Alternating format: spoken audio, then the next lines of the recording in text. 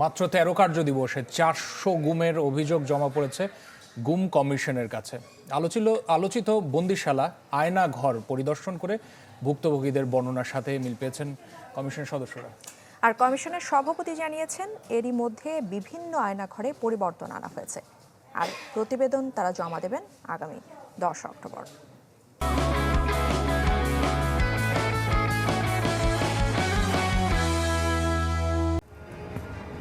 দীর্ঘদিন ধরেই আলোচনায় আয়নাঘর।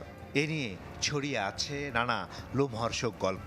হাসিনা সরকারের আমলে আয়নাঘরের অস্তিত্ব বেমালুম অস্বীকার করে আসলেও ৫ আগস্টের পর উন্মোচন হতে থাকে পর্দা।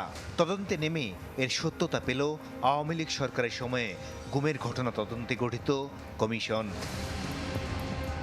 প্রথমবার সংবাদ সম্মেলনে আসেন গুম সংক্রান্ত কমিশন অফ ইনকোয়ারি। কমিশনের সভাপতি জানান, সবচেয়ে বেশি গুমের অভিযোগ এসেছে র্যাব, ডিজিএফআই, ডিবি ও সিটিটিসির বিরুদ্ধে। ২৫ সেপ্টেম্বর ডিজিএফআই কার্যালয়ে পরিদর্শনে গিয়ে দোতলা ভবনে মোট ২২ সেলের অস্তিত্ব মেলে।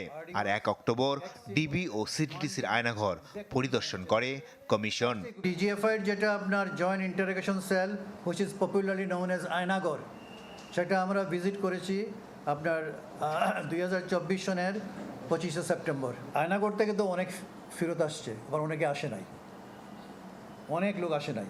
তো আমরা তো we are making enquiries into that. DGFI যেটা আপনার এই আয়নাঘর বা জয়েন্ট ইন্টারোগেশন সেল, ওটা তো ডিজিএফআইয়ের যে হেডকোয়ার্টার্স তার কম্পাউন্ডে আছে। এটা 2 স্টোরিড বিল্ডিং।